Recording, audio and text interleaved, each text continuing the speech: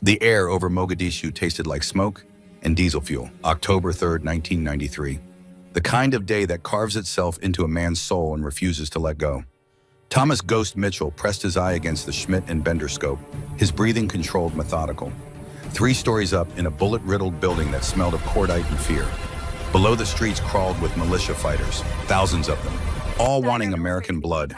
The sun hammered down with African intensity, 103 degrees. Mitchell's ghillie suit trapped the heat against his skin, but his hands remained steady. 28 confirmed kills in the last 6 hours. His M40A3 had become an extension of his will. Through the scope, he tracked 4 Rangers pinned behind a burned-out vehicle. 200 meters east, militia closing from 3 directions. The math was simple and brutal. Without intervention, those men had maybe 90 seconds left. Mitchell adjusted for wind. 12 miles per hour, quartering right. The downtown corridor created unpredictable currents. He exhaled slowly, finding that space between heartbeats where the world goes quiet. The first shot dropped a fighter with an RP. The second took down the man feeding ammunition to a Technicals mounted gun. The third and fourth cleared the alley. The Rangers moved. They'd live another day. Ghost, this is Ironside. We're pulling out. All elements to Rally Point Bravo. You copy? Jack Donovan's voice crackled through the radio. Steady, professional. The voice of a man who'd been Mitchell's swim buddy through Bud Des, his teammate, through a dozen operations across 3 continents. Copy that, Ironside. I've got eyes on the Exfil road. It's hot, but manageable. Mitchell shifted positions, scanning rooftops. The Little Bird helicopters were coming in low, threading between buildings. Beautiful and desperate, the entire operation had gone sideways. What should have been a 30-minute snatch and grab had turned into a meat grinder. He provided overwatch as Donovan's element moved through the streets below. 5 SEALs moving fast, carrying 2 wounded.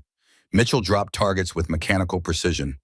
A fighter here, a spotter there, creating corridors of safety through pure violence. Then he saw it.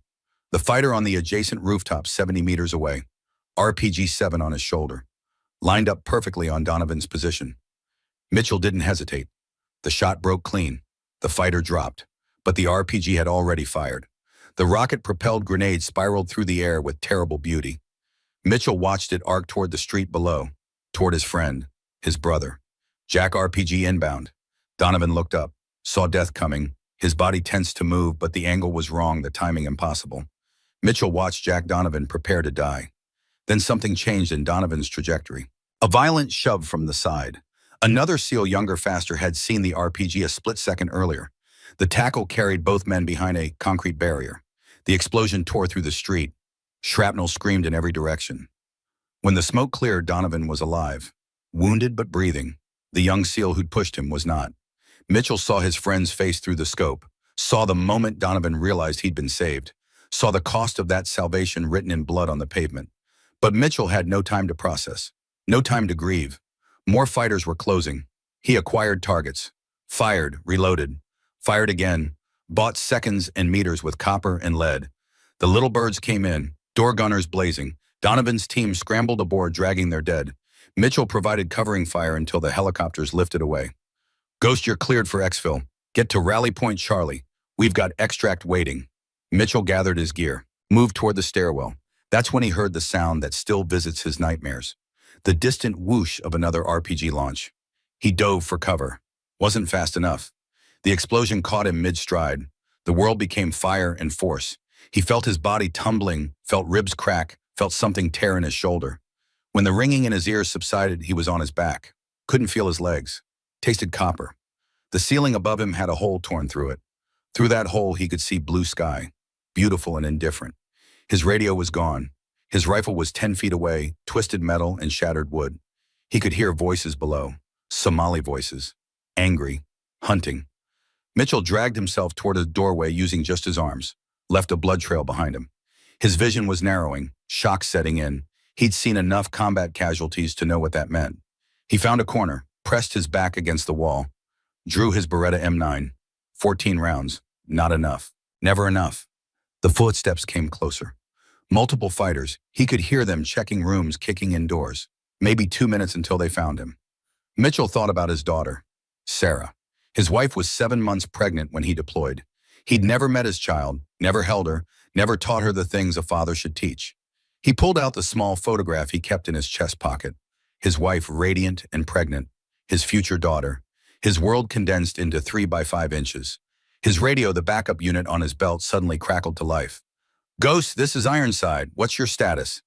"Come back." Mitchell keyed the mic with shaking hands. "Ironside, I'm hit. Bad. Can't move. They're coming." Silence, then location. "Doesn't matter, brother. Your wheels up. I heard the birds leave. We're coming back for you." "Negative. You've got wounded. You've got the mission. You go home." "Ghost. That's an order, Commander. You go home. You see your wife. You see your kids." Mitchell coughed, tasted more blood. "You tell my daughter. Tell her I wished I could have taught her to shoot.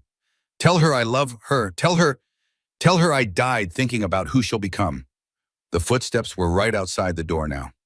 Voices, the distinctive sound of AK-47s being charged. "Jack, promise me, look after Sarah. Make sure she knows her old man wanted to be there." "Ghost, I swear to God." "Promise me." A pause that lasted forever. "I promise, brother. I promise." The door burst open. Mitchell raised his Beretta. His vision was fading, but his purpose was clear. He'd buy Donovan one more minute, one more mile, one more chance to keep that promise. The M9 barked. Once, twice, 3 times. Then the world went black. 31 years later, the California sun felt different than the African sun. Softer, kinder. But Jack Donovan could still taste Mogadishu when he closed his eyes. 62 years old now. Gray in his hair and his beard, lines carved deep around his eyes from squinting into too many scopes across too many deserts. Commander retired. Chief Instructor, Naval Special Warfare Center, Coronado. The training range stretched out before him like a promise. 1,600 yards of California coastline converted into the most sophisticated shooting facility in the world, where boys became SEALs, where legends were measured in inches and seconds. Donovan stood behind the firing line, arms crossed, watching Lieutenant Marcus Webb line up his shot. Barrett M82A1, 50 caliber, 29 pounds of precision engineering. The kind of rifle that could reach out and touch someone from a mile and a half away. "Wind's picking up," Donovan called out. 12 miles per hour from the southwest. You've got maybe 30 seconds before the next gust." Webb adjusted his position. 35 years old, good shooter, great attitude. 2 deployments to Afghanistan, 1 to Iraq. A solid operator who'd earned his trident the hard way. But he wasn't Ghost Mitchell. Nobody was. The target set at 2,640 yards. A steel plate 3 feet square. At that distance, it looked like a postage stamp. The wind could push a 50 caliber round 18 inches off target. Temperature affected bullet velocity. Humidity changed air density. Even the rotation of the Earth, the Coriolis effect, would push the shot right by nearly 6 inches. Webb fired. The Barrett's muzzle brake redirected the blast sideways. The sound echoed across the range like God slamming a door. 4 seconds later, the time it took the bullet to cross half a mile of air, the steel plate rang out. Hit. Not center mass, but a hit. 2640, Webb said, standing up, pride in his voice. New personal best. "Good shooting," Donovan said, and meant it. 2640 was nothing to dismiss. Most shooters couldn't hit a barn from that range. But his eyes drifted to the record board mounted on the range tower. Brass plates etched with names and distances. The history of naval special warfare written in ballistic achievements. At the top, untouched for 40 years, Commander Jack Donovan, 2,847 yards. April 1984. He'd set that record 2 months after Grenada. 2 months after another operation where the bullets flew and the blood ran. He'd set it thinking about Ghost, thinking about promises unkept. He'd been trying to prove something to a dead man, trying to honor a friend he couldn't save. 40 years, 4 decades. The record had stood through Desert Storm, through Somalia, through 20 years in Afghanistan, in Iraq. Hundreds of the Navy's best snipers had tried. All had failed. Donovan took no pride in it anymore. Just old grief wearing the mask of achievement. "Sir, we've got a visitor." The range safety officer pointed toward the parking area. A dark sedan had pulled up. Government plates. Not military. Those were easy to spot. This was something else. CIA, maybe. Or State Department. The car door opened. A woman stepped out. Donovan's first thought was that she looked lost. Mid-20s, maybe 5'3", blonde hair pulled back in a practical ponytail, wearing jeans and a simple jacket. Athletic build, but not military. She moved with confidence, but not the particular swagger that came from carrying 80 pounds of gear through the Hindu Kush. She walked toward the firing line with purposeful strides. The morning sun caught her face, and Donovan felt something catch in his chest. Something familiar in the set of her jaw, the way she held herself. She stopped 10 feet away, met his gaze directly. No hesitation, no deference to his rank or age or the fact that she was standing on one of the most restricted military facilities in the country. Commander Donovan, her voice was steady, Western accent, Montana or Wyoming. That's right. And you are, she reached into her jacket. For a brief, trained instant, Donovan's hand moved toward where his sidearm would be if he were carrying. Old instincts died hard, but she pulled out a photograph, held it up. The image showed a SEAL in desert camouflage, young, intense eyes, a slight smile that suggested he knew something the camera didn't. Thomas Mitchell, circa 1992, before Mogadishu, before everything went to hell. I'm Sarah Mitchell, she said, Ghost's daughter. The California morning seemed to freeze. The wind stopped. The waves stopped. Even the seagulls went quiet. Donovan stared at this young woman and saw a ghost indeed. Not Mitchell himself, but his echo, his legacy standing in front of him in jeans and a jacket. Sarah. The name came out rough. 31 years of guilt wrapped around 2 syllables. My God, you were not born yet when he died. She lowered the photograph. Mom was 7 months pregnant. He never met me, but you were there. Mogadishu. You were his swim buddy, his friend. I was. Donovan found his voice failing. Sarah, I should have come to see you after. You should have kept your promise. The words hit harder than any bullet. Direct, true, devastating. He radioed you, at the end, asked you to look after me, to tell me things. Sarah's voice didn't waver, but Donovan heard the weight behind it. 31 years of wait. You never came. Donovan had faced enemy fire in a dozen countries, had made decisions that sent men into harm's way, had carried the dead and comforted the dying. But standing in front of Thomas Mitchell's daughter, he felt small and ashamed and utterly without defense. You're right. I failed him. I failed you. There's no excuse good enough. Sarah studied him for a long moment. Then something shifted in her expression. Not forgiveness too early for that, but something softer. Understanding, maybe. My mother said you were wounded, that you spent 6 months in recovery, that you wrote letters but never sent them. She paused. She kept them, all 23 of them. I found them after she passed, 3 years ago. The California sun was too bright. Donovan's eyes were suddenly wet, and he didn't care who saw. I'm sorry about your mother. She was a good woman. Better than your father deserved. Better than I deserved. She never blamed you. Said war takes more than lives. Takes pieces of the survivors, too. Webb and the other instructors had backed away, giving them space. But Donovan could feel their attention, could feel the weight of the moment pressing down like a physical force. Why are you here, Sarah? After all this time? She looked past him toward the range, toward the targets stretching into the distance, toward the record board with her father's friend's name at the top. I want to try. The range. The shot. Her eyes came back to his. Can I give it a try? The request was so unexpected that Donovan almost laughed, but there was no humor in her face. Just determination. Just purpose. Sarah, this is a SEAL training facility. The shooters here are the best in the world, I know. That's why I came. Webb stepping forward. Ma'am, with respect, this isn't a tourist attraction. That Barrett weighs 30 pounds loaded. The recoil can break an unprepared shoulder. And the range, Bertie, I know what the Barrett weighs. I know the muzzle velocity is 2,800 feet per second. I know the ballistic coefficient of a 661 grain projectile. And I know that record board says 2847 yards. She turned to Webb. I also know you just shot 2640. Good shooting, but you dropped your shoulder on the trigger pull. That's why you hit 4 inches left of center.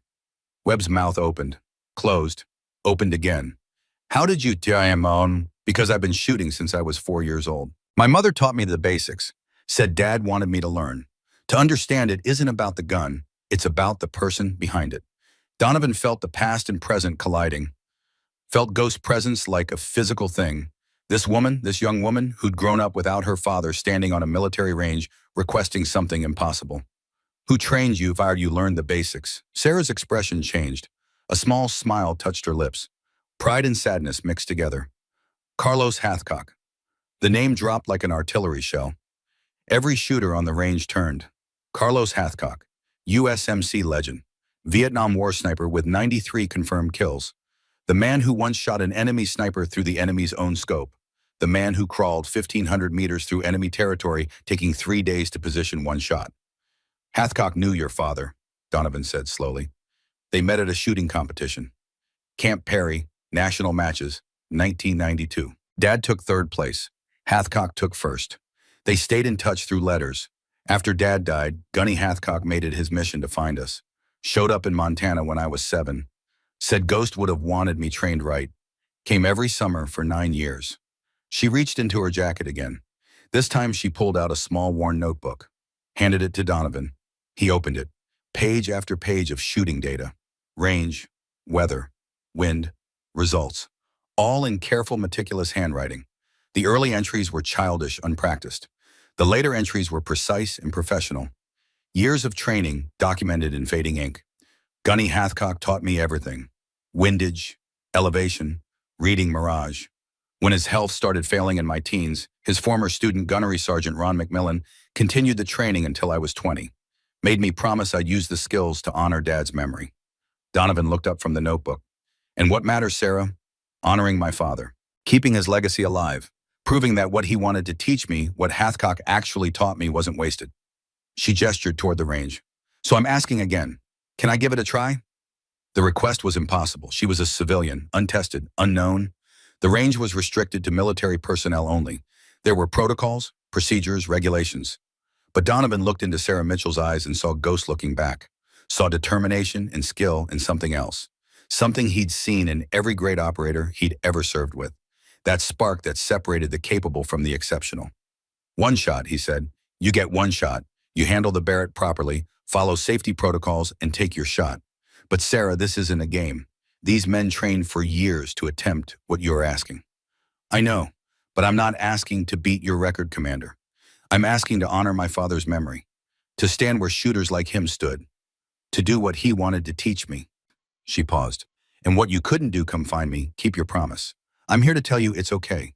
I'm here to release you from that burden. Donovan felt 31 years of guilt crack open, felt something shift in his chest. This wasn't about shooting. This was about redemption. Closure. The kind of thing that couldn't be found in a bottle or a mission briefing or the bottom of the ocean. Webb set her up on the line, 2,600 yards to start. Webb looked incredulous. Sir, I don't think... That's an order, Lieutenant. The range went quiet. The other instructors gathered at a respectful distance. Word was spreading through the facility. Ghost Mitchell's daughter was on the line. This had to be seen to be believed. Sarah approached the Barrett like a priest approaching an altar. Reverent but confident, she checked the chamber clear, examined the bolt, smooth action, ran her hand along the barrel clean, properly maintained. Looked through the loopholed Mark IV scope, clear glass, proper adjustment turrets. This is set for a 200-yard zero, she said. I'll need to adjust for distance. How much? Webb asked. Testing her. Sarah didn't hesitate. 2,600 yards is 1,560 inches of drop with a 661 grain projectile at 2,800 feet per second. Accounting for standard atmospheric conditions, that's approximately 85 minutes of angle elevation adjustment. Webb blinked. That's exactly right. I know. Sarah made the adjustments to the scope. Her movements were practiced efficient. Wind, Donovan checked his Kestrel weather meter. 12 miles per hour, southwest, gusting to 15. That's 9 minutes, right? Plus Coriolis effect at this latitude, call it 1 minute. Total 10 minutes windage. She was calculating ballistics in her head faster than most shooters could with a computer. Donovan felt a chill run down his spine. This wasn't just training. This was natural talent refined by the best teacher in history. Sarah lay down behind the Barrett, adjusted the bipod, settled her body into perfect prone position. Her breathing slowed, shoulders relaxed. Cheek weld against the stock was textbook. Target is steel plate 2,600 yards center of range. Webb called out. When holding steady, you're clear to fire when ready. The range held its breath, 15 men watching one small woman with a rifle that outweighed her by a considerable margin. Sarah's finger touched the trigger. 2-stage pull. She took up the slack. Paused. Found that space between heartbeats. The Barrett roared. The muzzle brake directed the blast sideways in a perfect circle of disrupted air. Sarah's body absorbed the recoil, didn't fight it, just accepted it and moved with it. The bullet crossed half a mile of air. 4.2 seconds later, the steel plate rang like a church bell. Center mass, perfect hit, complete silence. Then Webb whispered, "Holy shit." Sarah stood up, safed the weapon, stepped back from the line. Her face was calm, but Donovan saw the slight tremor in her hands. Adrenaline or emotion. Maybe both. Beginner's luck, Lieutenant Webb said. but his voice lacked conviction. Then let me try again, Sarah replied. 2,700 yards this time. Donovan should have stopped it. Should have said one shot was enough. Thank you for coming. This has been remarkable. But something kept him quiet. Some instinct that told him this moment was bigger than protocols, bigger than regulations. Set the target. The range crew moved the steel plate, 2,700 yards, just past 1,600 meters. At that distance, the bullet would be in the air for nearly 5 seconds. The target would be a smaller than a quarter held at arm's length. Sarah made her adjustments. More elevation, slightly more windage. She settled back into position behind the Barrett. This time Donovan knelt beside her, close enough to see the focus in her eyes, close enough to see her lips moving in silent calculation. Your father was the best shot I ever served with, he said quietly. Saved my life in Mogadishu. Not with his rifle, with his presence, his skill, his brotherhood. I think about him every day, every single day, Sarah. She didn't look at him, kept her eyes on the target through the scope. I know, that's why I'm here. To show you that his legacy didn't die in Somalia. It lived, it grew. It's here right now, behind this rifle. Her finger touched the trigger. Smooth pull. The Barrett spoke again. 5 seconds of flight. The plate rang. Another perfect hit. Webb checked the spotting scope. Center mass, maybe 2 inches right of perfect center. My God, she's actually... One more, Sarah said. Her voice was stronger now. 2,800 yards. That's past my personal best, Webb said. That's past everyone's best except Commander Donovan's, Sarah finished. I know. That's why it matters. The target moved again. 2,800 yards. Almost exactly 1,600 meters. At that range, a shooter had to account for everything: temperature, humidity, air pressure, Earth's rotation. A single degree of error in calculation meant a complete miss. Sarah stood from the line, walked 20 feet away, closed her eyes. Donovan watched her lips moving. Calculation or prayer, maybe both. When she returned, her face had changed. All doubt gone. All hesitation burned away. She loaded the Barrett herself this time, chambered the round with practiced ease, settled into position with the confidence of someone who'd done this 10,000 times. Wind's shifting, the range safety officer called out. 14 miles per hour now, more gusty. I feel it, Sarah replied. Made a slight adjustment to her windage. Donovan found himself holding his breath. Found himself wanting her to succeed more than he'd wanted anything in years. This wasn't about the record. This was about Ghost, about promises, about an unborn daughter growing up without her father and still finding a way to honor him. Sarah's breathing slowed. In, out, in, out. She found that sacred space where time stretches and the world narrows to nothing but the target and the trigger. The Barrett fired. The sound rolled across the range. The bullet climbed into the California sky. 2,800 yards is more than a mile and a half. At that distance, the bullet reaches higher than a 30-story building at its apex before beginning its descent. 5.1 seconds. An eternity. The steel plate rang out clear and true. Every man on the range erupted, cheering, shouting, impossible, unprecedented. This civilian woman, this daughter of a legend, had just shot better than 99% of SEAL snipers. Webb ran to the spotting scope. Checked, rechecked. His face had gone pale. 2,800 yards, center mass, maybe 1 inch high. It's perfect. It's what my father wanted to teach me, Sarah said. She stood from the Barrett, turned to face Donovan. And what Hathcock actually did, and what I've practiced 10,000 times in Montana pastures and Wyoming ranges, and every place I could find that would let me shoot long distance. Donovan stepped forward. 31 years of barriers crumbling. He opened his arms. Sarah hesitated, then stepped into the embrace. I'm sorry, Donovan whispered into her hair. I'm so goddamn sorry I wasn't there.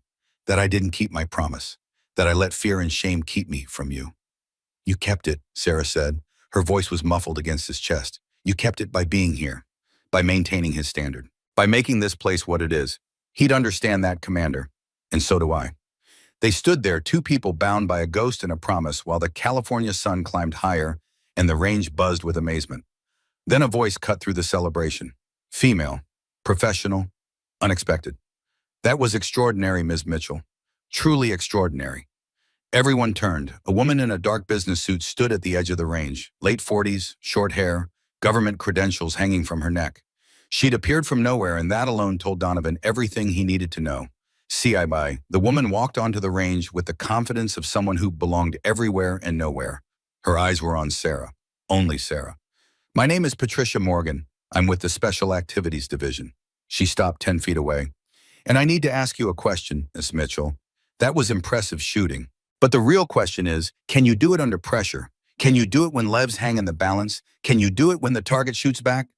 Sarah's expression didn't change. Why are you asking? Morgan pulled out a tablet, tapped the screen, turned it to show Sarah and Donovan. The image showed a compound, mountains, Middle Eastern terrain, high-resolution satellite photography, and in the center, marked with a red circle, a single building. Because we need a shooter. We need someone exceptional, someone who can make a shot that nobody else can make, someone who doesn't exist in any military database, someone expendable enough that if things go wrong, the government can deny they were ever there. What's the target? Donovan asked, his training overriding his shock. Not what, who? Morgan swiped the tablet. A new image appeared. A man, 60s, gray beard, hard eyes, tribal clothing. Zahir Khan, warlord, former Mujahideen, current terrorist facilitator. And the man who has Senator Richard Caldwell held hostage in Afghanistan. We have 48 hours before Khan executes the senator on camera for propaganda. Sarah was staring at the image of Khan. Something had shifted in her face, something cold and focused. What's the required shot distance? She asked. 2,923 yards. Morgan's voice was flat. From the only vantage point that provides line of sight without detection. It's the longest shot we've ever attempted. Our best military snipers have said it's impossible. The wind alone. I can make it, Sarah interrupted. You sound very confident. I am, but I have a question first. Sarah's eyes hadn't left Khan's image. This man, Zahir Khan, where was he in 1993? Oh, Morgan's expression flickered. Surprise. How did you answer the question? A long pause. Then Somalia. He was an intelligence broker, sold information to various factions, including including information about American force positions and movements. The range had gone completely silent. Every man there was special operations. Every man there understood what was being said, what was being implied. Sarah's voice was ice. Task Force Ranger, October 3rd, 1993, the Battle of Mogadishu. Khan sold them our positions. That's classified information. My father died that day. SEAL team operator Thomas Ghost Mitchell. Khan's information led directly to the ambush that killed him.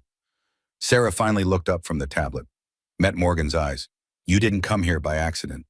You knew who I was, what I could do, and you knew I'd have a personal reason to accept this mission.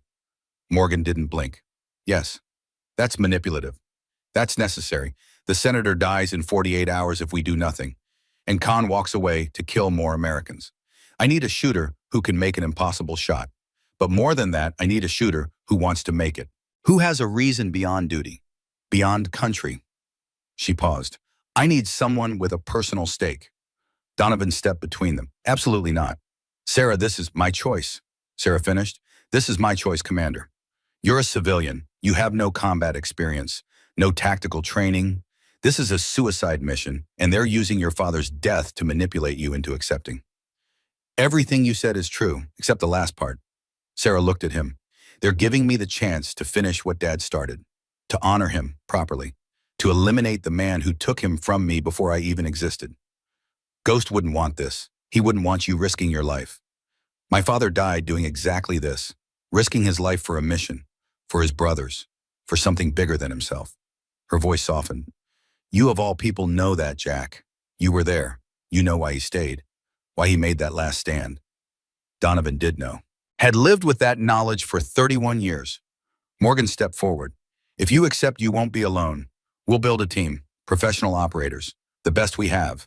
Their job will be to get you into position, provide security, and extract you after the shot. She looked at Donovan. We want Commander Donovan to lead that team. No, Donovan said immediately. I'm 62 years old. I'm retired. I'm the only man she'll trust, Morgan finished.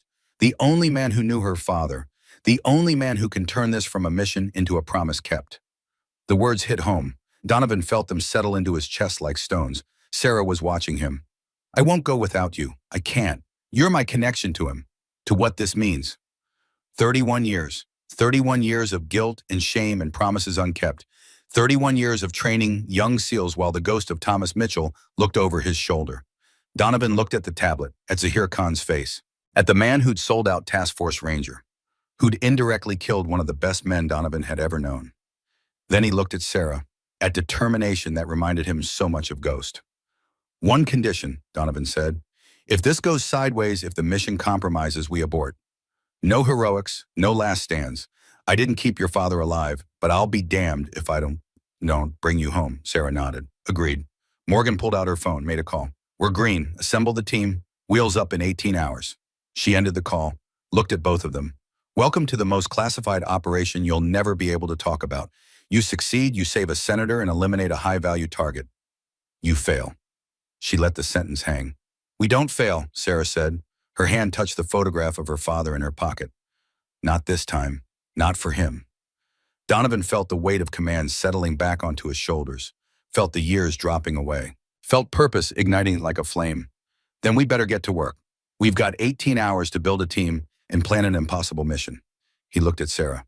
"Think you can handle a Barrett for 2,900 yards instead of 2,800? Sarah smiled, her father's smile, confident and dangerous and absolutely certain. "I'm ready. Let's finish what my father started."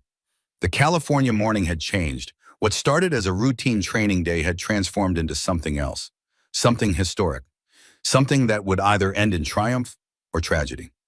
Webb approached quietly. "Sir, if you're building a team, I volunteer. Whatever she just did, that wasn't luck. That was skill.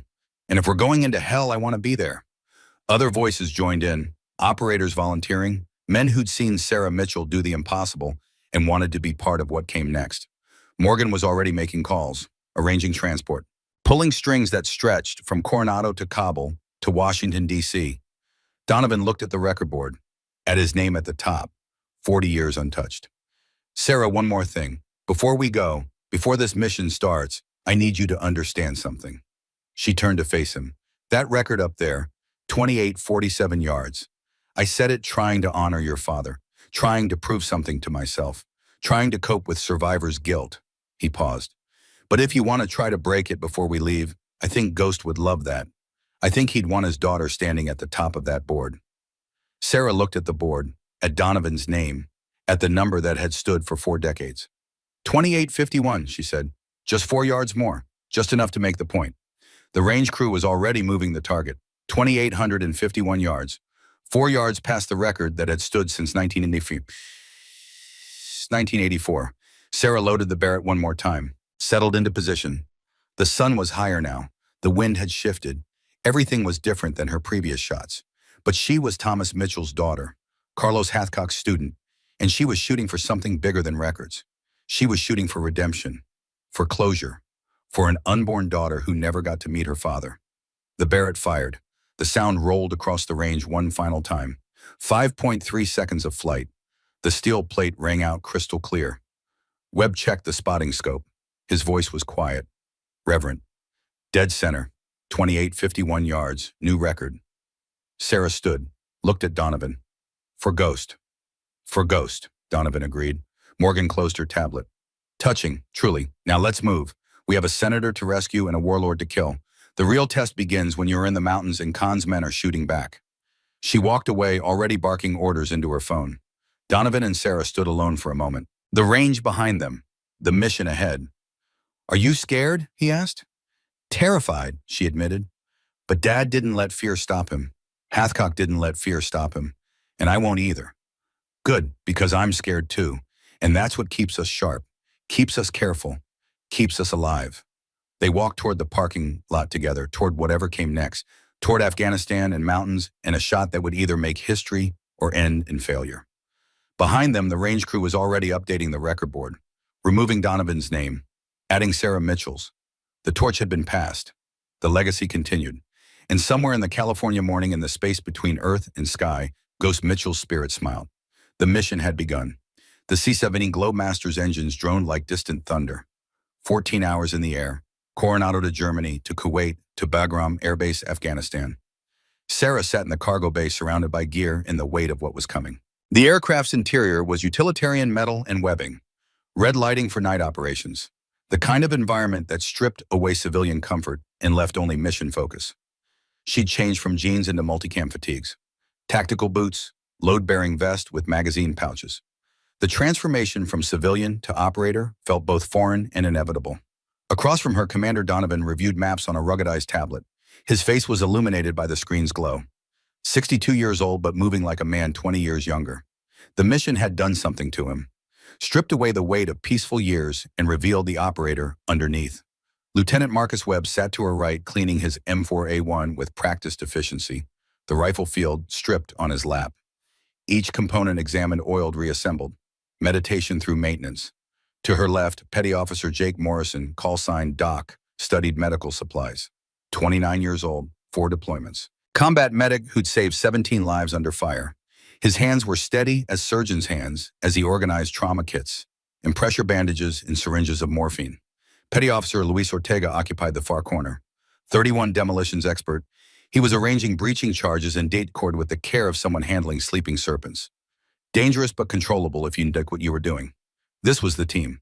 5 people against a compound full of fighters. 5 people trying to do the impossible.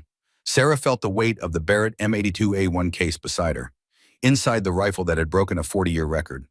The rifle she'd need to make an even more impossible shot. 2,923 yards, in combat conditions, with lives on the line. The aircraft hit turbulence. Everyone swayed with the motion. Nobody reacted. Operators learned early that you couldn't control the plane. Only yourself. Donovan looked up from his tablet. Sarah, come here. You need to see this. She unbuckled and moved across the cargo bay, knelt beside him. The tablet showed satellite imagery, high-resolution photographs of mountainous terrain, compound structures, defensive positions. This is the target, Kunar Province, 15 kilometers from the Pakistan border. Zahir Khan's primary headquarters. Donovan zoomed in. Elevation 3,200 meters. Thin air, cold at night, hot during the day. Wind patterns are unpredictable because of the valley effect. Sarah studied the terrain. Mountains rose like broken teeth. The compound sat in a small valley protected on 3 sides by peaks. Only one approach that didn't require mountaineering equipment. Where's the shooting position? Donovan swiped to another image. A ridgeline on the northern side. Here, 2,923 yards from the main building. It's the only position with clear line of sight that's outside of Khan's security perimeter. What's the elevation difference? 800 meters higher than the compound. You'll be shooting downhill at roughly 15 degrees. Sarah did the math in her head. Downhill shots were tricky. Gravity affected the bullet differently. The rule of thumb was to aim lower than the actual distance. But at nearly 3,000 yards, the calculations became complex. Atmospheric conditions at that altitude will reduce air density, she said. Less drag on the bullet, flatter trajectory, but the wind will be a nightmare, Webb interjected. He'd moved closer to listen. Valley winds are unpredictable. You'll have updrafts, downdrafts, thermal currents. The air temperature difference between the ridge and valley floor will create convection patterns that change minute by minute. Sarah nodded. This wasn't Coronado. This was real-world chaos. Variables that couldn't be controlled, only adapted to. What about the target, Senator Caldwell? Donovan pulled up another image. A man in his late 60s, distinguished, gray hair, wearing formal clothes now torn and dirty. Senator Richard Caldwell, chairman of the Senate Armed Services Committee, captured 3 weeks ago while on an oversight visit. Khan knew exactly who he had, exactly how valuable. And Khan himself. The image changed. The same face Sarah had seen on Morgan's tablet. Hard eyes, gray beard, the face of a man who'd survived decades of war. Zahir Khan, 64 years old, fought the Soviets in the 80s, fought the Taliban in the 90s, fought us in the 2000s. Now he fights for whoever pays him, currently aligned with ISIS-K, but his real loyalty is to himself. Sarah stared at Khan's face. This man had sold information that led to her father's death, had taken money for American blood, had lived 31 years while Ghost Mitchell never met his daughter. When do I take the shot? That's complicated. Donovan swiped again. Khan is scheduled to execute Caldwell at 0800 tomorrow. That's our window. But his tablet buzzed. Incoming message. Encrypted. Donovan read it and his face changed. Went pale. What? Sarah asked. New intelligence. CIA just confirmed. He stopped. Took a breath. There's a second hostage. Khan captured a CIA officer 6 months ago. Michael Torres, former SEAL. He was on the Mogadishu mission. He knew your father. The cargo bay seemed to shrink. Sarah felt her pulse accelerate. Torres is alive. Barely. Khan's been interrogating him, torturing him for information about CIA operations in the region. Donovan's voice was tight. He's scheduled to be executed alongside Caldwell. Public killing. Propaganda video. Webb swore quietly. Two hostages changes everything. We can't extract both with one shot. No, Donovan agreed. We can't. Sarah looked at the image of Torres that Donovan pulled up. Late 50s, gaunt, face showing signs of abuse. But the eyes were still sharp, still defiant. This man knew my father. They served together, Somalia and before. Torres was pointman on several operations. Donovan's voice was heavy. After Ghost died, Torres carried his body out, made sure he came home. The information settled into Sarah's chest like a stone. This man had honored her father when Donovan couldn't, had made sure Ghost Mitchell didn't stay in Mogadishu forever. Then we save him, Sarah said. We save both of them. Sarah, the mission parameters. I don't care about parameters. If Torres dies because we prioritize politics over loyalty, then we're no better than Khan. She met Donovan's eyes. My father would save his teammate. You know that. You know exactly what Ghost would do. Donovan held her gaze, then nodded slowly. You're right, but that means the mission just got exponentially harder. We'll have to adjust everything. Then we adjust. Doc spoke up from his position. Sir, if we're extracting two hostages, we'll need more medical supplies. Torres has been captive for months. He'll likely need immediate treatment, dehydration, malnutrition, possible infections. Add what you need to the loadout, Donovan said.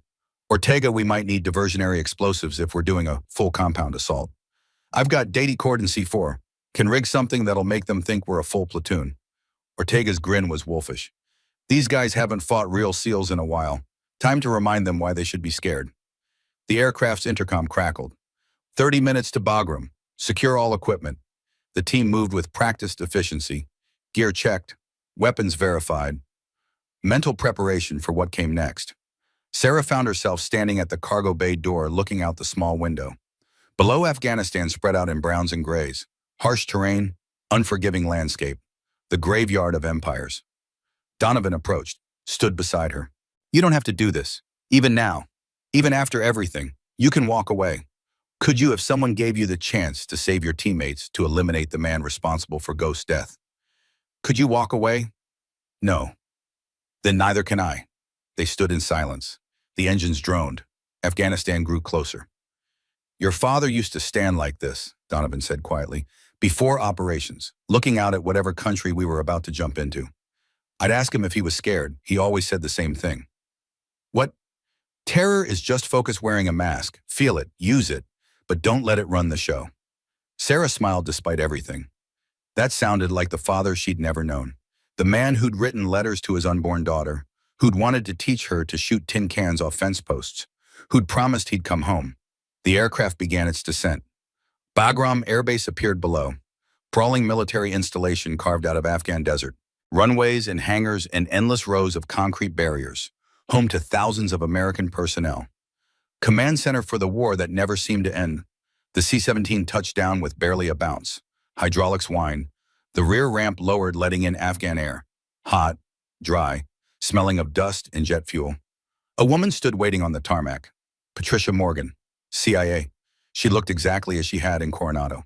Dark suit, professional demeanor, eyes that missed nothing. Welcome to Afghanistan, she said as the team descended the ramp. I hope you enjoyed the flight because that's the last comfortable thing you'll experience for the next 48 hours. Briefing, Donovan asked. Conference room, 20 minutes. Get your gear stowed and meet me there. Morgan started to walk away, then paused. And Commander, the timeline just got worse. Khan moved up the execution. We now have 36 hours, not 48. She left before anyone could respond. Son of a bitch, Webb muttered. 36 hours, Doc said. That's barely enough time to plan, let alone execute. Sarah felt the pressure increase.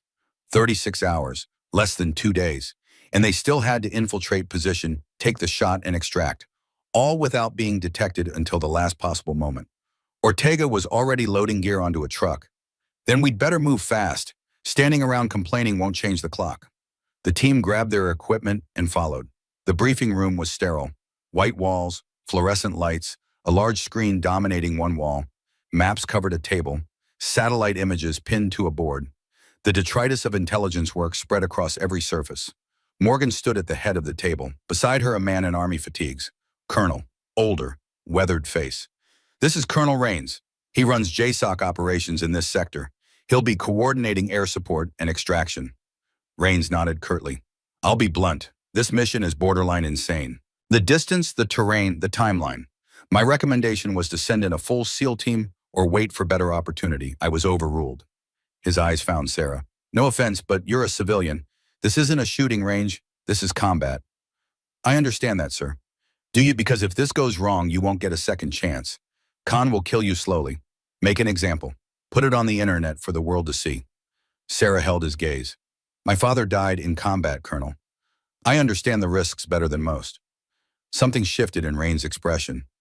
Not quite respect, but recognition. Thomas Mitchell. I heard about Mogadishu. Heard he died hard. He did. Then I'll give you what I'd give him if he were here. Complete honesty. Your odds of success are maybe 30%. Your odds of survival if things go wrong are near zero. This compound is in disputed territory. If you're captured, the U.S. government will deny your existence. There will be no rescue mission, no prisoner exchange. You'll simply disappear. Morgan cut in. Thank you for the optimism, Colonel. Now let's discuss the actual plan. She activated the screen. The compound appeared in 3 dimensions: buildings, walls, guard towers. Every detail mapped from satellite imagery and drone reconnaissance. Khan's compound, fortified, approximately 40 fighters, mix of ISIS-K Taliban defectors and local militia, heavily armed, RPGs, machine guns, small arms, 2 technical trucks with mounted 50 cals. The image rotated, showed the valley approach. The only practical insertion point is here, 8 kilometers north. We'll insert by helicopter at 2300 hours tonight. From there, you trek 6 hours through mountain terrain to reach the observation position. Donovan studied the route. That's rough terrain, in the dark, carrying full combat loads plus sniper equipment. Yes, which is why you're inserting with night vision and taking the most direct route possible. Morgan zoomed in on the ridge. This is your shooting position, 2,923 yards from the primary building, 800-meter elevation advantage, clear line of sight. What about enemy patrols? Webb asked. We've observed patrols out to 5 kilometers from the compound. Irregular schedule, usually 2 to 4-man teams. Taliban mostly, not particularly well trained, but they know the terrain. Rules of engagement. Avoid contact if possible. If contact is unavoidable, weapons free. But understand that any firefight before you reach position compromises the mission. Khan will move the hostages, change the schedule. You'll lose your window. Sarah traced the route with her finger. 6 hours through hostile territory, in the dark, trying to be invisible. The difficulty was stacking up exponentially. Once we're in position, what's the timeline? Execution is scheduled for 0800. That gives you approximately 30 minutes of good light. Dawn is 0530. You'll want to be positioned and calibrated before first light. And after the shot, extraction here. Morgan indicated a clearing 3 kilometers east of the shooting position. You'll have 3 minutes from shot to extraction. We'll have MH-60s in the air. The moment Khan goes down, they come in fast, get you out before the entire compound realizes what happened. 3 minutes, Doc said. That's not a lot of time to cover 3 clicks in mountain terrain. It's what you have. The helicopters can't loiter. The moment they appear, every fighter in the valley will open fire. It's a one-pass extraction. Miss it, and you're on foot through Taliban-controlled territory. The room went quiet. Everyone processing, calculating odds, measuring their chances of survival. Colonel Rains spoke again. I'm putting 2 Apache gunships in the air as well. They'll be at standoff range. If things go completely sideways, they can provide cover fire. Buy you a few minutes, but they can't hold off 40 fighters indefinitely. Understood, Donovan said. What about communications? You'll have SATCOM and tactical radio. SATCOM for long-range communication with us. Tactical for team coordination. But minimize radio use. Khan has scanning equipment. He's paranoid. Too much chatter and he'll know someone's in the area. Morgan pulled up another image. Zahir Khan standing in the compound courtyard. Satellite photo from 2 days prior. This is your target. Primary objective is killing Khan. Secondary is recovering the hostages. But understand, if you can't get both hostages out, Caldwell is the priority. He's the senator. Torres is the case officer. Politically, Caldwell matters more. Sarah felt her jaw tighten. Torres matters to me. I understand that. But I need you to understand the political reality. If you have to choose— I won't have to choose, Sarah interrupted. I'll make the shot count. Morgan studied her. You're very confident. I broke a 40-year record yesterday. I can make this shot. On a range, in California, with no pressure except pride. Morgan's voice was sharp. This is different. This is combat. variables you can't control, stress you can't imagine. And if you miss, a U.S. senator dies on camera, and we lose any chance of getting Torres out. I won't miss. The words hung in the air. Absolute, certain, maybe foolish. But Sarah meant them with every fiber of her being. Donovan cleared his throat. We need equipment. Barrett M82A1 that Sarah's been practicing with. Ammunition, cleaning supplies, plus standard loadout for the team. Already arranged. Your gear is being prepped now. You'll have 2 hours to check everything, make adjustments, and rest. Morgan glanced at her watch. Wheels up at 22:30.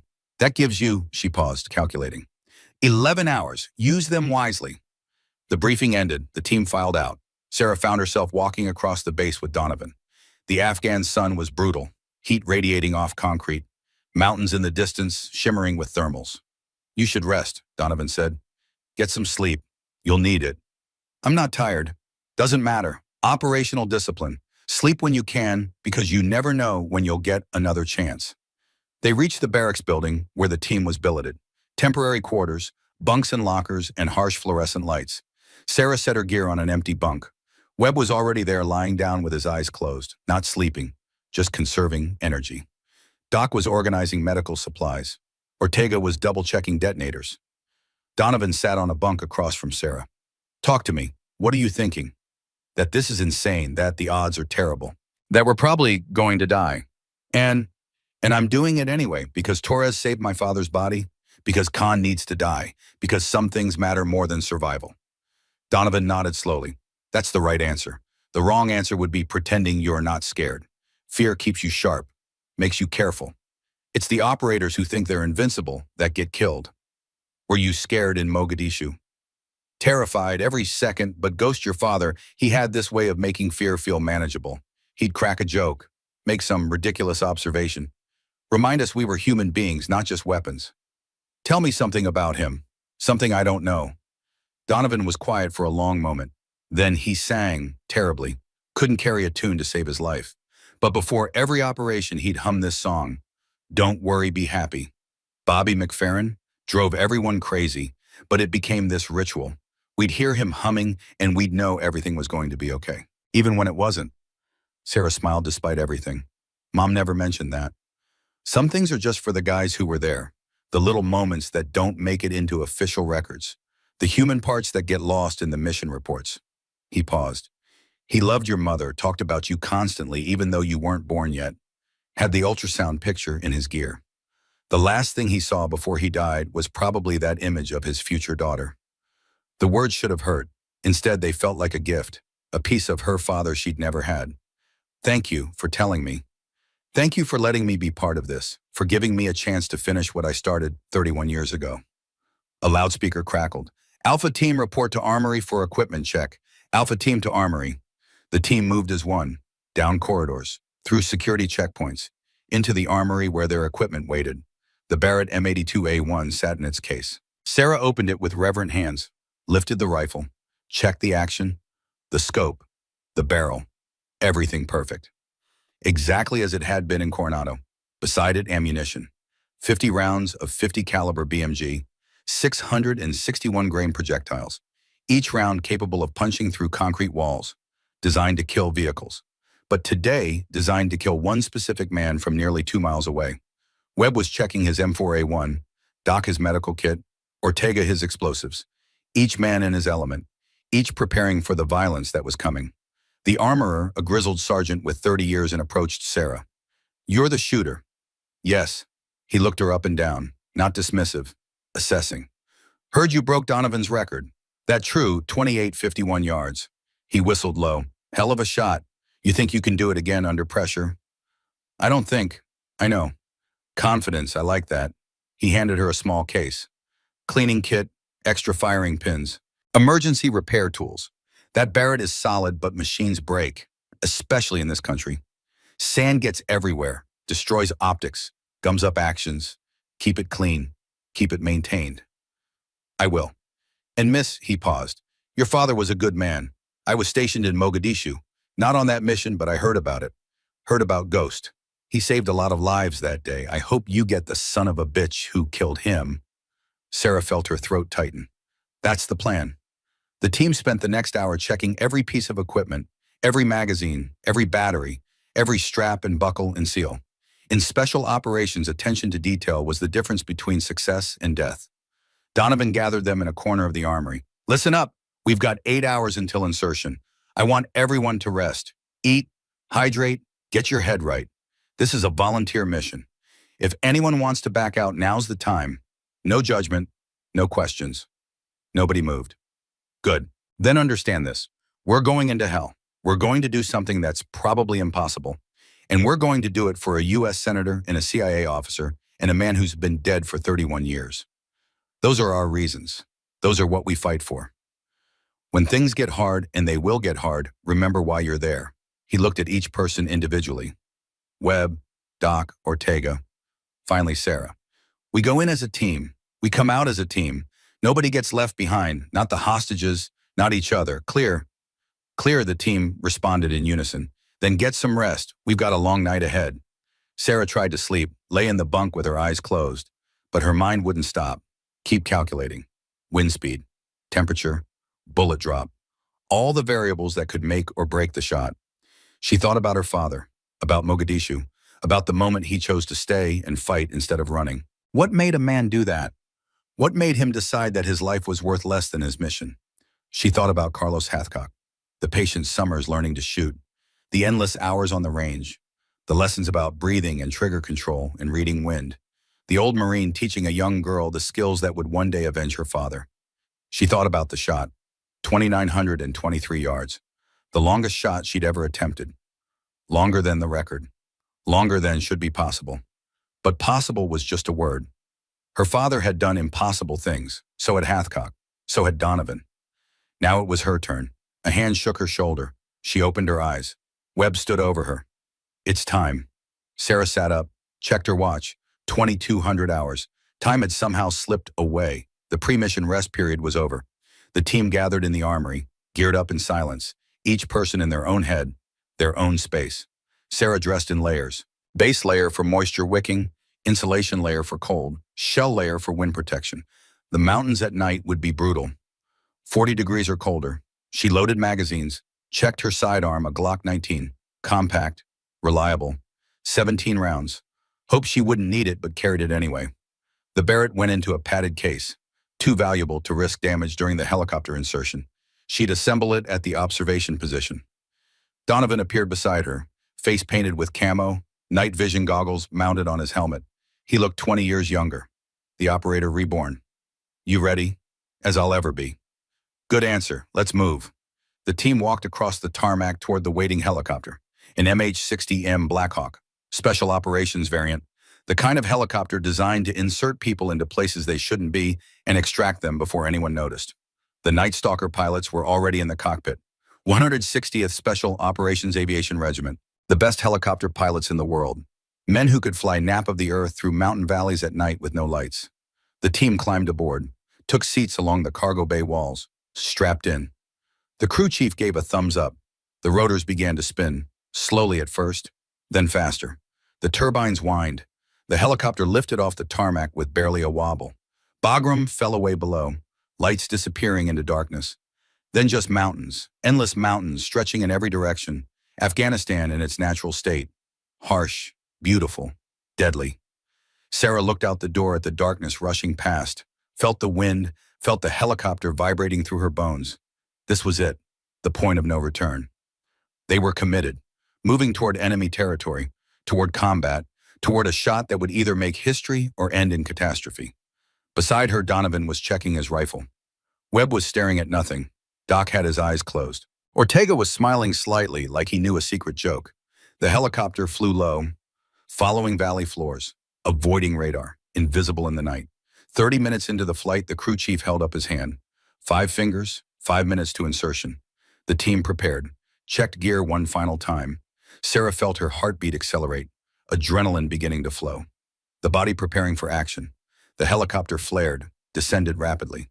Sarah saw the landing zone through the door, a small clearing on a mountain ridge, barely large enough for the helicopter to hover. Go! Go! Go! The team fast roped out, Sarah last carrying the Barrett case. Her boots hit earth. She disconnected and moved away from the helicopter's rotor wash. The Black Hawk was already lifting away, disappearing into darkness, the sound fading until only wind and silence remained. They were alone, 5 people in Taliban territory, 8 kilometers from the compound, 6 hours of treacherous mountain hiking ahead. Donovan activated his night vision. The world turned green. Standard formation. I've got point. Webb your rear security. Sarah, stay in the middle. We move fast but careful. Radio discipline, hand signals only unless emergency. He checked his GPS, oriented on the correct heading. Which hours to position. Clock's running. Let's move. The team started walking. Single file. Spacing maintained. Each person responsible for the person ahead. The terrain was worse than Sarah had imagined. Loose rock, steep inclines, narrow paths with sheer drops on one side. The kind of terrain that killed even without enemies shooting. Her pack weighed 60 pounds. The Barrett case added another 29. Her legs burned within the first 30 minutes. But she pushed through, focused on breathing, focused on the next step, then the next. They climbed for 2 hours. Elevation gain that made her lungs ache.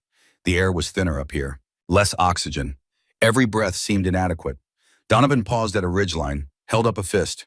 Everyone stopped, dropped to one knee. Through her night vision, Sarah saw why. Below, in a small valley movement, 4 figures, armed. Taliban patrol. Donovan's hand signals were clear. Bypass, move around, avoid contact.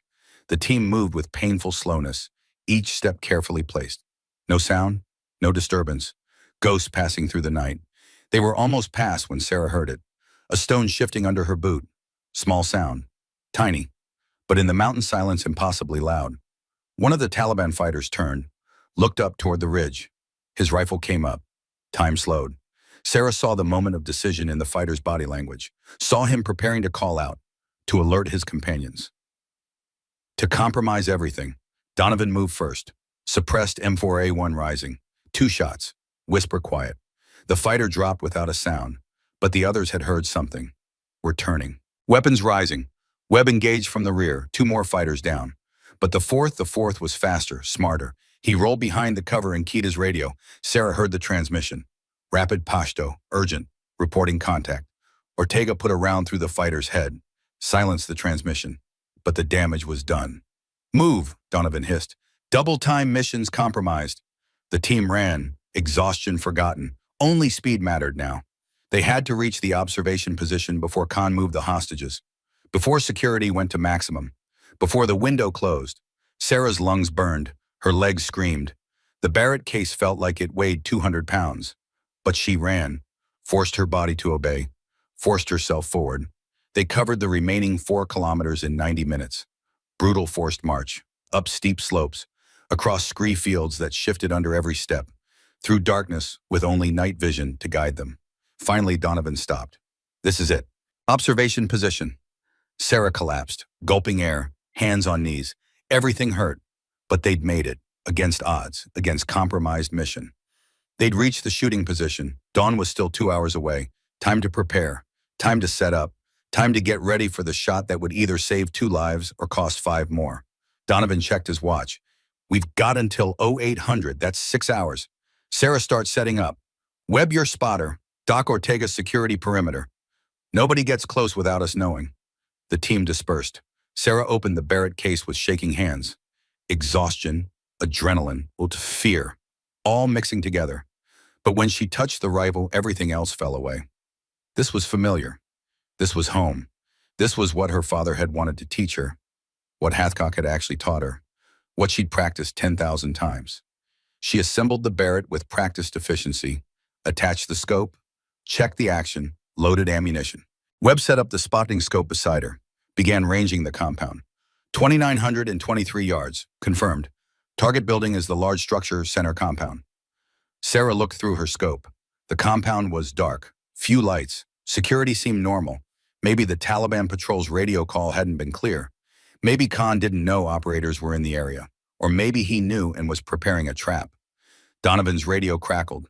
Patricia Morgan's voice, encrypted, distant. Alpha Team, this is Control. We've intercepted communications. Khan knows someone's in the area. He's moving up the execution.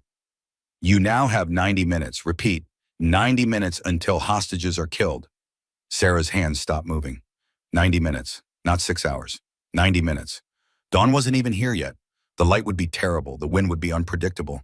They'd have almost no time to calibrate. Donovan looked at her. Can you make the shot in the dark? With 90 minutes, Sarah looked through the scope at the compound, at the building where Zahir Khan waited, where Senators Caldwell and Michael Torres were imprisoned, where her father's killer had lived free for 31 years. She thought about impossible shots, about records broken, about promises kept. Then let's make it count, she said quietly. Donovan smiled, grim but genuine. Then let's get to work. We've got 90 minutes to do 6 hours of preparation. Webb, start calling Win. Doc Ortega, tighten that perimeter. If anyone comes up this ridge, I want to know before they take their first step. The team moved with renewed urgency. Sarah began her calculations. Wind speed, temperature, humidity, air density at this altitude. Bullet drop over nearly 3,000 yards. The numbers were brutal. At this range, she'd be aiming almost 80 feet above the target to compensate for bullet drop. The wind would push the round sideways by 15 feet or more. The Coriolis effect would add another 6 inches. Spin drift from the rifle's twist rate would push it right by 3 more inches. And she had to hit a man, a moving target, in poor light, with one shot, because there would be no second chance. The moment she fired, Khan would either or disappear. The hostages would either be saved or executed. Everything came down to this moment, this shot, this chance to honor her father and save lives and eliminate evil. Sarah pressed her eye to the scope, began the long process of becoming one with the rifle, with the wind, with the mountains and the distance and the impossible mathematics of ballistics. Somewhere in the compound below, Zahir Khan was waking up, preparing for his propaganda execution, unaware that Ghost Mitchell's daughter was aiming at his heart from nearly 2 miles away.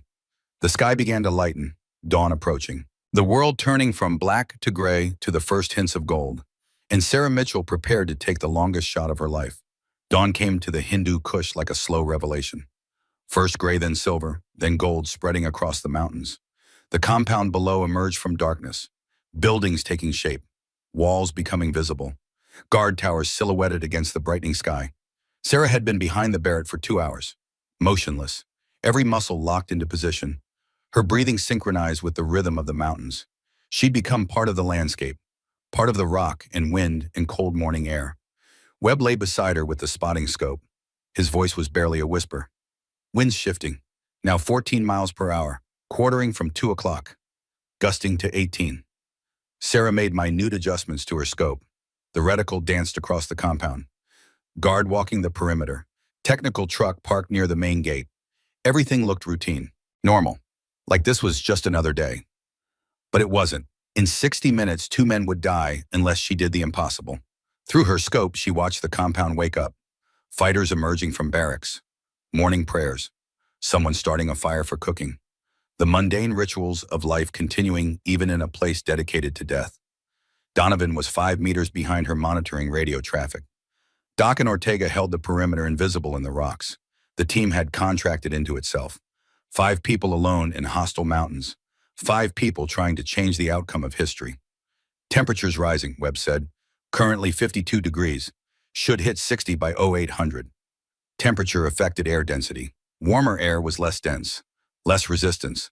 Bullets flew faster, flatter. Sarah recalculated in her head. The adjustments were small but critical. At this range, a single degree of scope adjustment meant 18 inches at the target. Her hands were steady despite the cold, despite the exhaustion, despite the knowledge that her father's killer was down there living and breathing while Ghost Mitchell lay in a Montana cemetery, never having met his daughter. Movement, Webb said sharply. Main building, door opening. Sarah shifted her aim. Through the scope, she saw figures emerging. 4 guards, rifles slung. They were dragging something. Someone.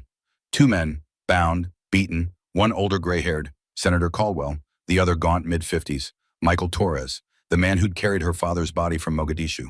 They were thrown to the ground in the compound's central courtyard, 20 yards from the main building, clear line of sight from Sarah's position. Range check, Sarah whispered. Webb adjusted his spotting scope. 2,923 yards to courtyard center. Elevation angle 14.3 degrees downhill. Sarah calculated. Downhill shots were deceptive. Gravity affected the bullet less when shooting at a downward angle. She'd need to aim slightly lower than the actual distance suggested. Treat it like a 2,800-yard shot for elevation, but keep the full wind calculation. More figures emerged from the building. Fighters, maybe 15 of them. forming a semicircle around the hostages, creating an audience for the execution. Then he appeared. Zahir Khan, 64 years old but moving with the confidence of a man who'd survived decades of war. Gray beard, traditional Afghan clothing, AK-47 slung across his back. He walked to the center of the courtyard like a king surveying his domain. Sarah felt her finger touch the trigger. Every fiber of her being wanted to pull it, wanted to end him, wanted to balance the scales that had been tilted since October 3rd, 1993. But she held, waited, watched. Khan was speaking. Sarah couldn't hear the words, but she could see his gestures, theatrical, performative. A man who understood propaganda, who knew this execution would be filmed and distributed. Another blow against America, another demonstration of power. A fighter appeared with a camera on a tripod, set it up, pointed it at the hostages. This was really happening. The execution was minutes away. Sarah, Donovan's voice in her ear, quiet, steady. CIA says you have clearance, take the shot when ready. Negative, Sarah whispered back. Not yet. Through the scope, she watched Khan move closer to the hostages, watched him gesture to his fighters. Two of them pulled Caldwell to his knees, forced his head down. Execution position. Another fighter raised a sword. Traditional, brutal, the kind of killing designed for maximum psychological impact. Sarah's world narrowed, the scope, the target, the distance, nothing else existed. Not the cold, not the exhaustion, not the fear, just the shot. But something was wrong, the geometry was wrong. Khan stood behind the executioner, behind the guards. If she shot the executioner, the guards would immediately kill both hostages. If she shot Khan, he was partially obscured. Not a clean shot, maybe 60% of his body visible. And she only had one bullet, one chance. Webb sensed her hesitation. What are you waiting for, son? The shot's not there, too much obstruction, too many variables. Sarah, we're running out of time. She knew, could see the executioner testing his sword. Could see Caldwell's shoulders shaking. The senator knew death was seconds away, Torres beside him too weak to even raise his head. Then Sarah saw it. Behind Khan, against the main building's wall, propane tanks, 4 of them, clustered together, used for cooking, for heat, pressurized, explosive if ruptured. Her mind calculated with lightning speed. The tanks were 20 feet behind Khan. If she hit them center mass, the explosion would be catastrophic, would kill Khan, would kill or disable the guards around the hostages, would create chaos. But the shot was even harder, smaller target, partially hidden behind a low wall, and she'd need perfect placement. Hit too low, the bullet would strike the wall. Hit too high, it would punch through the tanks without detonating them. Webb ranged to the propane tanks, behind Khan, against the wall. Webb adjusted his scope, calculated. Same distance, 29 and 23, but Sarah, that's a better shot than trying to thread the needle through all those bodies. She moved her reticle, found the propane tanks. They were maybe 3 feet tall, 18 inches wide, white metal, worn by weather. At this distance, they looked impossibly small. But Carlos Hathcock had taught her that sometimes the target wasn't the target. Sometimes you had to think beyond the obvious. Sometimes the indirect approach was the only approach. Wind holding at 14, gusts to 16. Webb's voice was tense. Sarah, that's an insane shot. All my shots are insane. That's why they work. She made her final calculations. The same bullet drop, the same wind drift, but aiming at metal instead of flesh, aiming at potential energy instead of life. Her breathing slowed, found the rhythm she'd learned on Montana ranges and California firing lines, and every place her father's ghost had guided her hands. In the compound, the executioner raised his sword.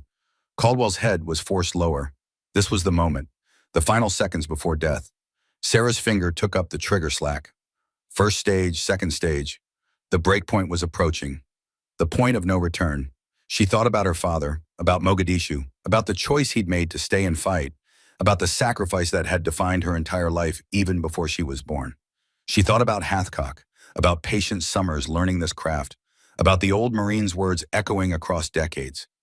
Don't shoot unless you're certain, but when you're certain, don't hesitate.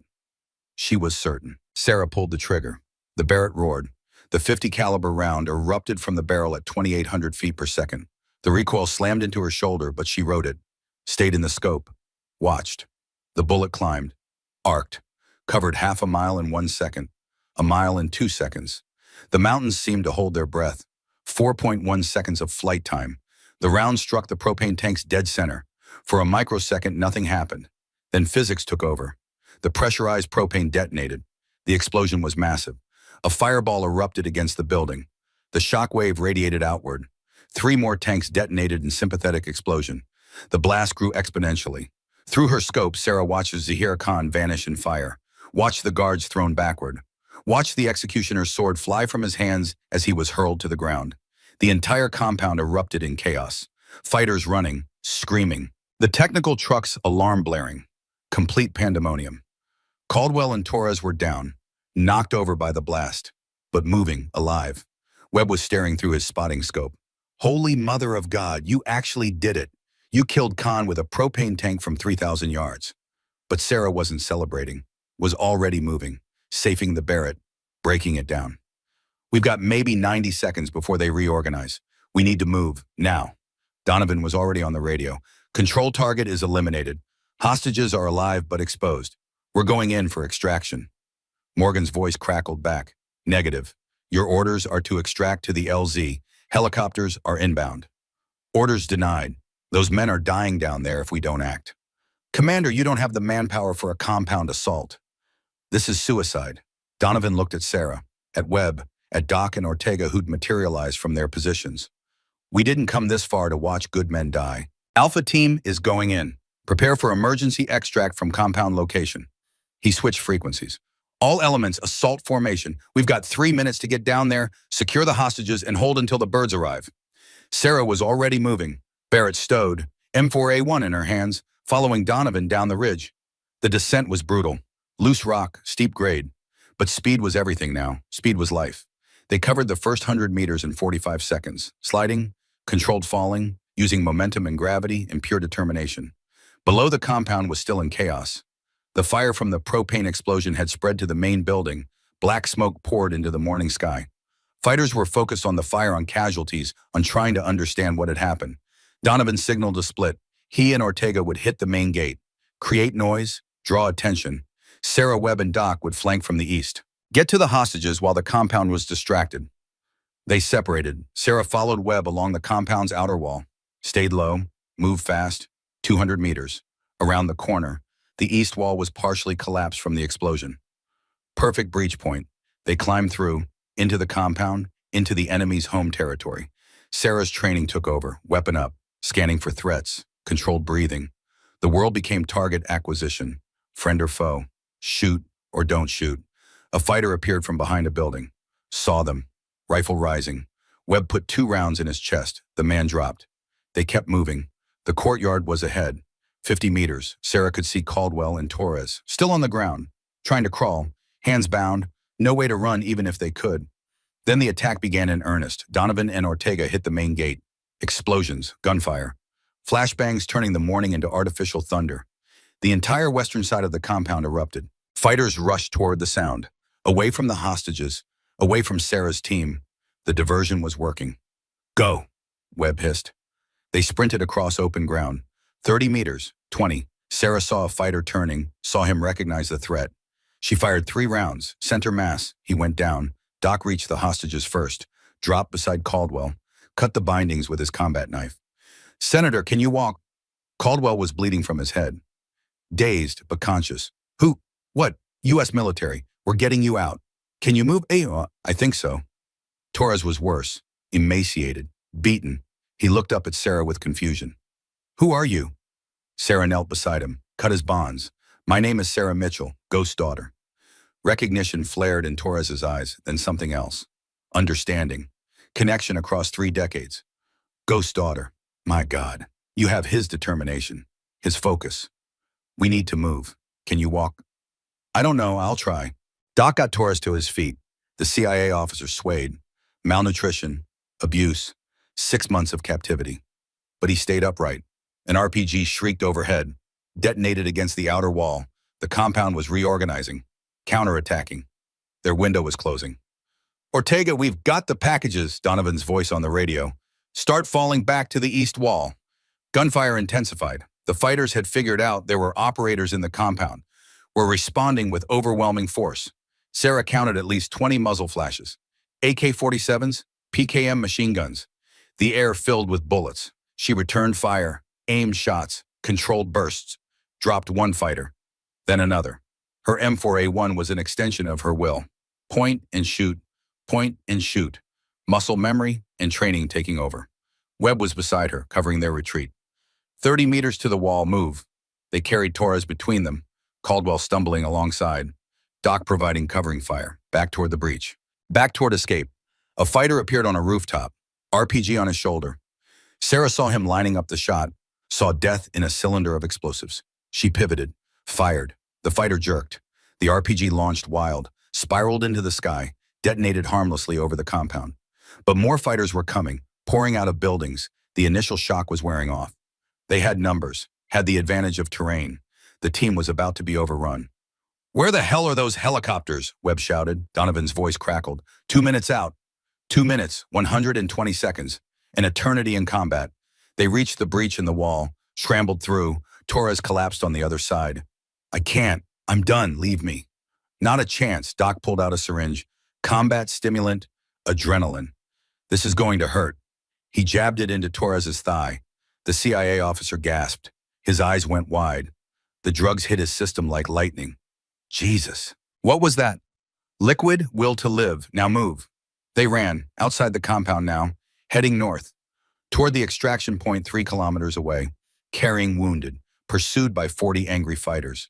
The terrain was broken, rocky, providing some cover, but they couldn't outrun bullets, couldn't outrun an enemy who knew every meter of this ground. Sarah ran beside Donovan. "We're not going to make 3 clicks, not with 2 wounded." "I know. Then we need to make a stand.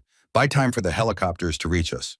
Donovan looked at her, saw her father looking back, the same determination, the same willingness to sacrifice. "You're right. Webb Ortega find defensible position. We're making a stand." Ahead, a cluster of boulders, natural fortification. They scrambled into position, set the hostages in the center, weapons out, facing back toward the compound. The fighters were coming. Sarah could see them, maybe 20 in the lead element. More behind, all armed, all angry, all wanting blood. "Conserve ammunition," Donovan ordered. "Aim shots only, make them count." The range closed. 400 meters, 300. Sarah controlled her breathing, found her rhythm. This was just like the range, just like practice, except the targets shot back. 200 meters, the fighters saw them. Open fire. Bullets snapped through the air, ricocheted off rocks. The sound was deafening. Sarah acquired her first target, fighter in front, AK-47 raised. She exhaled, squeezed. The M4A1 barked. The fighter dropped. Beside her, Webb was firing in controlled pairs. Ortega had switched to his M203 grenade launcher. The 40mm rounds arced into the approaching fighters. Explosions, screams, chaos. But they kept coming. For every one that fell, 2 more appeared. The compound had emptied. Every fighter was pursuing. Doc was firing one-handed, his other hand on Torres, checking vitals, providing aid even while bullets flew. "Torres is stable. Caldwell has a concussion, but he'll live." "Glad to hear it," Donovan shouted back, "because we're about to." The sound of rotors cut through the gunfire, distant but approaching. The MH-60 Blackhawks, coming in fast and low. But the fighters heard it too, knew what it meant. They surged forward, desperate to kill the Americans before rescue arrived, willing to die to prevent escape. Sarah's rifle ran dry. She dropped the magazine, reloaded, charged the weapon, kept firing. Her shoulder ached from recoil. Her ears rang from the concussive blasts, but she didn't stop, couldn't stop. An RPG shrieked past, 6 inches from her head, so close she felt the heat. It detonated behind them. Shrapnel pinged off the boulders. Ortega was hit, took a round in the arm. "Damn it," Doc pivoted. "Combat gauze. Pressure. Quick and efficient." "You're fine. Keep shooting." Wasn't planning to stop. The helicopters appeared over the ridge. 2 Blackhawks, door guns already firing. Miniguns tearing into the approaching fighters. The 7.62mm rounds came down like mechanical rain. Devastating. Overwhelming. The fighters scattered, dove for cover. The assault broke. The lead helicopter flared, landed 50 meters away. Rotor wash blasting dust and rocks in every direction. "Move, move, move." The team ran, carrying hostages, Ortega holding his wounded arm, Doc covering their retreat. Into the helicopter, into salvation. Sarah was last, turned to fire one more burst. Cover the extraction. Her magazine ran dry. She released it, reached for another. A fighter appeared, 15 meters away. Too close, Rifle up, aiming at her chest. Time slowed. She saw his finger on the trigger, saw the decision in his eyes, saw her death approaching at 3,000 feet per second. Then Donovan was there, stepped in front of her, his body between her and the fighter, his M4A1 coming up. Both weapons fired simultaneously. Donovan's round struck the fighter in the head. The man dropped instantly, dead before he hit the ground. The fighter's round struck Donovan, high on the shoulder, spun him around, blood sprayed. Jack, Sarah caught him, kept him upright. Don't you dare die, don't you dare. Not planning to. His voice was tight with pain. But we need to go, now. They stumbled toward the helicopter. The crew chief reached out, pulled them aboard.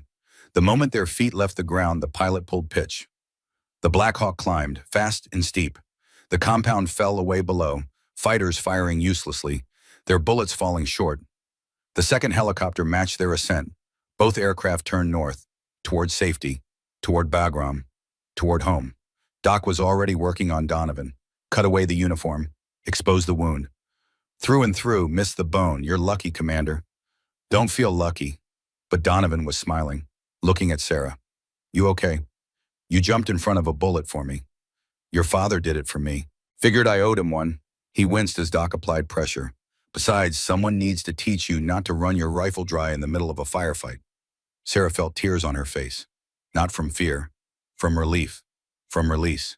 31 years of carrying her father's death. 31 years of questions and absence and incomplete understanding. And now it was done. Khan was dead. The hostages were safe. The promise was kept. Torres was sitting against the bulkhead, staring at Sarah. You really are Ghost's daughter. I am. He never got to meet you, but he talked about you constantly, showed everyone the ultrasound, said you were going to be something special. Torres coughed. He was right. He wanted to teach me to shoot. My mother made sure that happened and said it was what he would have wanted. I carried his body out of Mogadishu, made sure he came home, made sure you'd have something to bury. Torres pulled something from his pocket. Dog tags, worn smooth by 3 decades. I kept these, thought maybe someday I'd find you, give them back. He pressed them into Sarah's hand. The metal was warm, the engraving still clear. Mitchell Thomas J. 372-54-9843, OPOS SEAL Team 3. Sarah closed her fingers around them, around the last physical piece of her father, around proof that he'd existed, that he'd mattered. Thank you, she whispered. Thank you for bringing him home. Senator Caldwell spoke for the first time since the extraction. What you did back there, all of you, that was the most extraordinary thing I've ever witnessed. Just doing our job, Senator, Donovan said. No, it was more than that. It was courage. It was skill. It was Americans refusing to leave Americans behind. Caldwell looked at Sarah. And you made a shot that shouldn't be possible. Saved all of us with 1 bullet and a propane tank. My father taught me to think creatively, or would have if he'd had the chance. Hathcock finished what he started. Well, you saw one hell of an opportunity today. The helicopter climbed higher. The mountains fell away. Afghanistan spreading out below in all its harsh beauty. Sarah looked out the door at the country that had taken her father. The country that had almost taken her. But it hadn't. She'd survived. They'd all survived. Against odds, against logic, against everything that said the mission should fail. Webb was grinning despite the exhaustion. Did that really just happen? Did we really just do that? We did, Ortega said, his wounded arm bandaged. Though I'm pretty sure my grandkids won't believe the story. You can show them the scar, Doc said. Physical evidence beats storytelling. The team laughed, the laughter of people who'd faced death and won, who'd done the impossible and lived to talk about it. Donovan caught Sarah's eye, nodded slowly. A message passed between them. Wordless, complete. Your father would be proud, I'm proud. We kept the promise. The message received, accepted, honored. Bagram appeared on the horizon. Safety, medical care, hot food and soft beds, and the luxury of being alive. The helicopters descended, touched down on the same tarmac they'd left for 7 hours earlier. But everything had changed. Everything was different. Patricia Morgan was waiting. Still in her dark suit, still professional. But something had shifted in her expression. Respect maybe, or recognition that these people had done what everyone said couldn't be done. Welcome back. I'm told the mission was successful. Khan is dead. Hostages are secure. Mission complete. Donovan accepted help from the medics. Let them guide him toward the waiting ambulance. Though it got a bit more exciting than planned. I heard. Propane tanks. Creative solution. Sarah climbed down from the helicopter. Every muscle ached. She smelled of gunpowder and sweat and fear. But she was alive, whole, victorious. Miss Mitchell. Morgan extended her hand. That was the most extraordinary shot I've ever witnessed, and I've witnessed some extraordinary things. Thank you. There will be a debriefing, questions, paperwork, the usual bureaucratic nightmare that follows classified operations. I understand. Morgan paused, seemed to be considering her words carefully. There will also be recognition. Though it will be classified, your name won't appear in any official records. But certain people in certain places will know what you did today, will know that Ghost Mitchell's daughter finished what he started. The words settled into Sarah's chest, warm, complete, final. That's all I ever wanted, to honor him, to make him proud. You did both, spectacularly. The next 3 weeks passed in a blur. Medical treatment for Donovan and Ortega, debriefings that lasted hours, paperwork that seemed endless, the grinding machinery of government processing classified operations. Torres recovered slowly. The physical wounds healed, but the psychological ones would take longer. He and Sarah spent hours talking, sharing stories about Ghost, building a connection across the decades. He told her things her mother never knew, small details that brought her father to life, the way he laughed, the jokes he told, the man behind the legend. Senator Caldwell returned to Washington, made quiet calls, pulled strings, ensured that the team received recognition even if that recognition had to remain classified. And Sarah waited for the paperwork to clear, for permission to go home, for the final chapter to close. 3 weeks after the mission, she found herself back at Coronado Naval Base, standing with Commander Donovan. His arm was in a sling, but he was moving well, recovering. I wanted to show you something, he said, led her outside, across the base, to the range where she'd first broken his record. The record board had been updated, Sarah's name at the top, 2,851 yards. But someone had added a line below it.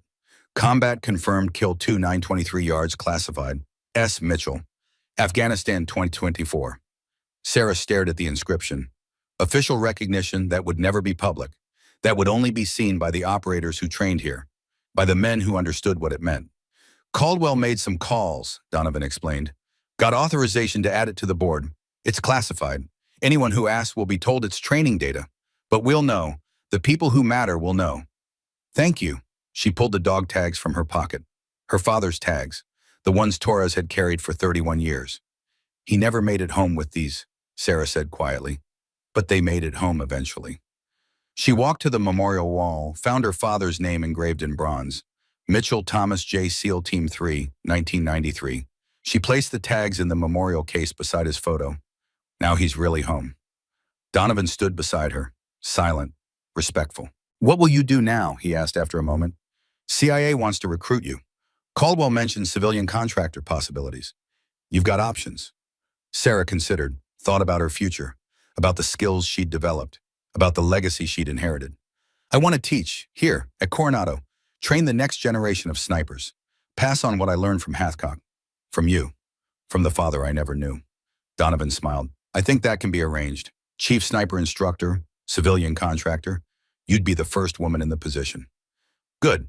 Then maybe the next generation won't be surprised when a woman shows up and asks for a chance. They walked back toward the administrative buildings, passing training SEALs, passing the next generation of operators. Some of them would serve with distinction. Some would die in foreign lands. All would push themselves beyond normal limits. Lieutenant Webb appeared, back to full duty. Sarah heard you're staying on as instructor. Outstanding. Someone needs to make sure you maintain proper form. Webb laughed. Fair point. New crop of students starts next week. Maybe you could guest lecture. I'd like that. They continued walking, the Pacific visible in the distance. Endless water meeting endless sky. Sarah thought about her journey, from an unborn daughter losing her father to a 27-year-old woman avenging him, from Montana ranges to Afghan mountains, from student to instructor, from daughter to legend. 6 months later, Sarah Mitchell stood before a class of SEAL candidates, 20 young men who'd survived BUD/ES, who'd earned their tridents, who thought they knew what excellence looked like. She stood 5'3", blonde hair pulled back, wearing civilian instructor clothes. Not threatening, not military. The candidates shifted, uncertain. Good morning, my name is Sarah Mitchell. I'm your sniper instructor. Today we're going to discuss long-range shooting, variables, calculations, the difference between good shooting and impossible shooting. One candidate raised his hand. Cocky, young. Ma'am, no disrespect, but what qualifies you to teach Navy SEALs about shooting? Sarah smiled, the same smile her father had worn before proving someone wrong. Good question. Let me answer with a demonstration. Follow me to the range. They walked to the firing line. The Barrett M82A1 waited, massive, intimidating. Sarah picked it up like it weighed nothing. I'm going to take a shot, 2,800 yards. If I miss, you can file a complaint. If I hit, you learn. Deal. The cocky candidate grinned. Deal. Sarah loaded, settled into position. No ceremony, no hesitation, just practiced efficiency. The candidates watched, skeptical but curious. She fired. The Barrett roared. 4 seconds later, the distant steel plate rang. Dead center. Complete silence. Any other questions about my qualifications? Sarah asked. No one spoke. Good. Then let's talk about what makes an impossible shot possible. Let's talk about skill and dedication and refusing to accept that something can't be done. She paused. Let's talk about honoring those who came before by becoming excellent yourself. She looked at each candidate, saw the future in their faces. My father was a Navy SEAL. He died in Mogadishu in 1990. He never got to see me, never got to teach me what he wanted to teach me. But what he left behind was enough. He left me a foundation, a standard, an example of what it means to serve. The candidates were listening now, really listening. That's what we're here to do. Build foundations, set standards, so that when you're in the mountains or the desert or wherever the mission takes you, you'll have the skills to do the impossible, to save the person who can't be saved, to take the shot that can't be taken. She gestured toward the range. Now let's get to work, because excellence isn't given, it's earned. One shot at a time.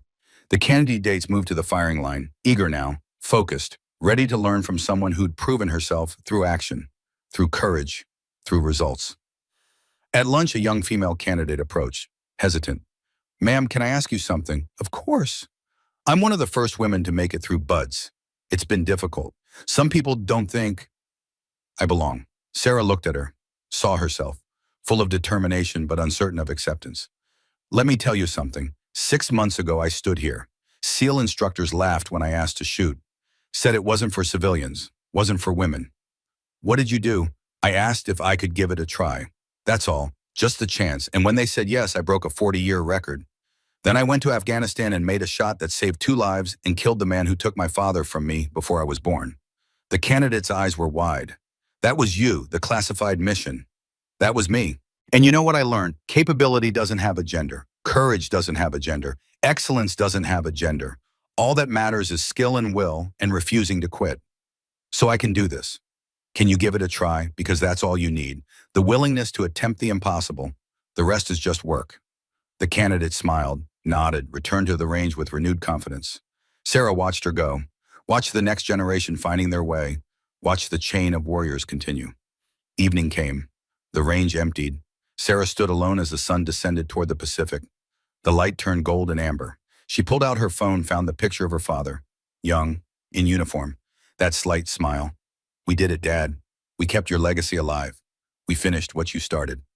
Her voice was quiet, private. And I'm going to make sure it continues. I'm going to teach these kids what you wanted to teach me, what Hathcock actually taught me, what everyone who believed in me taught me. The sun touched the horizon. I never got to meet you, but I know you now, through the people who loved you, through the legacy you left, through the skills you wanted to pass on. She put the phone away. On the range tower, the record board gleamed in the fading light, her name at the top, but below it, other names, other distances, other stories of people attempting the impossible and succeeding. The legacy wasn't just hers. It belonged to everyone who'd ever stood on this range and asked the simple question that changed everything. Can I give it a try? That's all it took. The willingness to attempt, the courage to face failure, the determination to push beyond normal limits. Sarah walked toward her apartment, but she wasn't alone. She walked with her father's spirit, with Hathcock's teachings, with Donovan's mentorship, with everyone who'd ever believed she could do the impossible. Tomorrow she'd pass that belief forward, would teach the next generation, would ensure the chain remained unbroken. The stars emerged, the same stars that had watched over Mogadishu and Montana and Afghan mountains, constant, eternal. Somewhere in those stars, Sarah imagined her father watching, proud, satisfied, at peace. The promise was kept, the legacy secured. One chapter ended, but another was beginning. Because every day on that range, new shooters would attempt the impossible, would push boundaries, would ask the question that opened all doors, and Sarah Mitchell would be there, teaching, guiding, passing forward the knowledge. The legacy would continue. The warriors would endure, all because one woman had asked for a chance, had taken the shot, had proven that impossible was just another word waiting to be redefined. The Pacific whispered against the shore, and somewhere in the distance, the sound of rifles echoed across the range. Training never stopped. Excellence never rested. Always.